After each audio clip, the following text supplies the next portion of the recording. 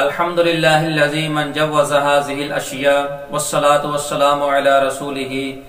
من صرح بحرام من الاشیاء وعلی آلہ واصحابہ من امتہ الاتقیاء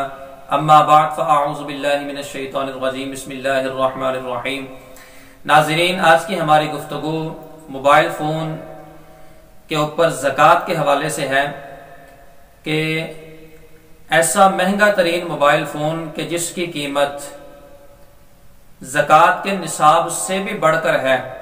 اس کی قیمت چاہے لاکھوں کے اندر ہے، اس کی قیمت چاہے کروڑوں کے اندر ہے، تو اس کے اوپر زکوٰۃ فرض ہوگی یا نہیں۔ مسئلہ سمجھنے سے پہلے اس بات کو ذہن نشین کر لیں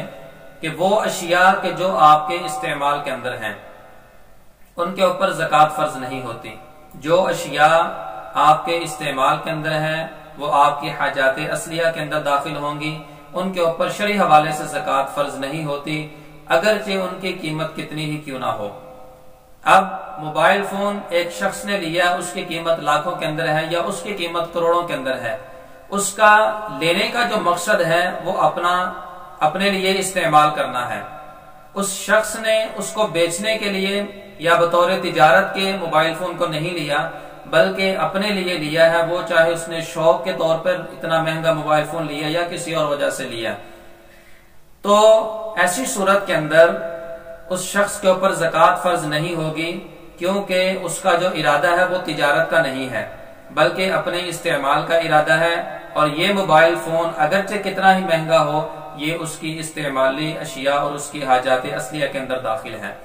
اور حاجات اصلیہ کے اندر جو اشیاء داخل ہوں ان کے اوپر شرعی حوالے سے زکوٰۃ فرض نہیں ہوتی، لہٰذا نتیجتاً موبائل کتنا ہی مہنگا کیوں نہ ہو شرعی حوالے سے اس کے اوپر زکوٰۃ فرض نہیں ہوگی۔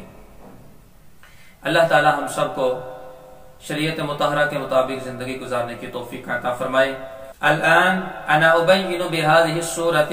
في اللغة العربية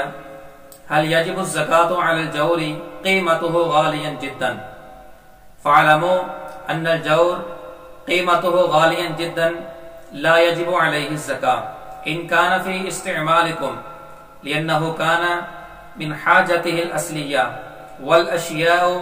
تكون من حاجته الأصلية لا يجب الزكاة عليه شرعا كما صرح به العلماء كما قال في فتاوى العالمگیر، ومنها فراغ المال عن حاجته الأصلية فعلم بهذا لا يجب عليه الزكاة،